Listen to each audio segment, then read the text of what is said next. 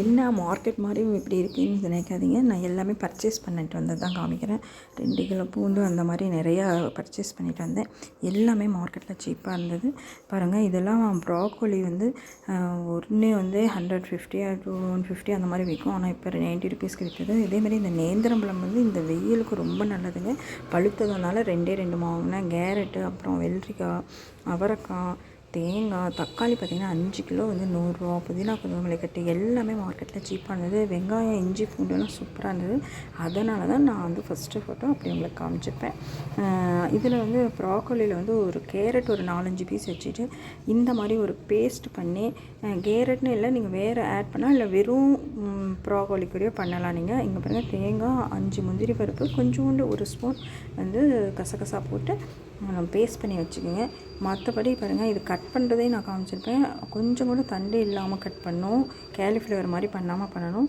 Cut பண்ணி வச்சுட்டு நல்லா பாயில் வாட்டரில் இதை போட்டு ஒரு 10 மினிட்ஸில் மூடி வச்சுட்டு அதுக்கப்புறம் அதை வந்து வடிகட்டி நம்ம யூஸ் பண்ணால் சூப்பராக இருக்குங்க. அதே மாதிரி இந்த மாதிரி ஒரு ஒயிட் குருமா மாடலில் நான் பண்ணுறேன். சூப்பராக இருக்கும். இது வந்து என்னென்னா, சின்ன வெங்காயம் நான் யூஸ் பண்ணுறேன். நீங்கள் பெரிய வெங்காயம் கூட யூஸ் பண்ணிக்கலாம். அவங்களுடைய குவான்டிட்டிக்கு மாதிரி வெங்காயம், பூண்டெல்லாம் போட்டுங்க. வெங்காயம், பூண்டு போட்டுட்டு அதுக்கப்புறம் நான் ஒரே ஒரு ஸ்பூன் சோம்பு போட்டிருப்பேன். சோம்பு தூள் கூட போடலாம், அவ்வளோதான். இதில் வந்து இஞ்சி பூண்டு பேஸ்ட் வந்து சும்மா ஒரு பிஞ்சு தான் போடுவேன்.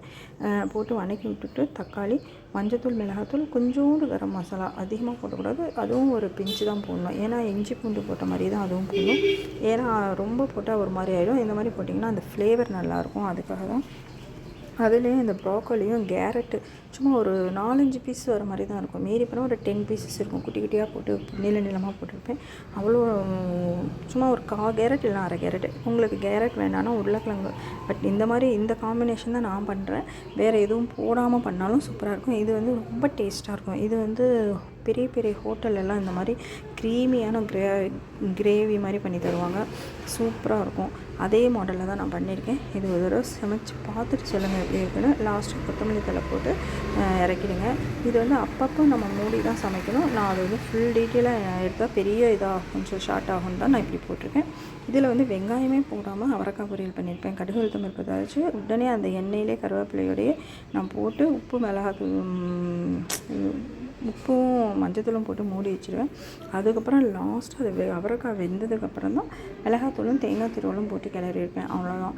இது வந்து சூப்பராக இருக்கும். அது ஆஸ் யூஷுவல் நான் எப்பயுமே போட்டிருக்கேன் ஏற்கனவே. இது வந்து தேங்காய் துருவல் நிறைய போட்டிங்கன்னா இது வந்து சாப்பிட்றதுக்கு எம்மியாக இருக்கும். ஒன்றுமே இல்லை, வெங்காயம் போடாமல் செய்கிறது இது. இந்த மாதிரியும் ஒரு தடவை ட்ரை பண்ணி பாருங்கள்.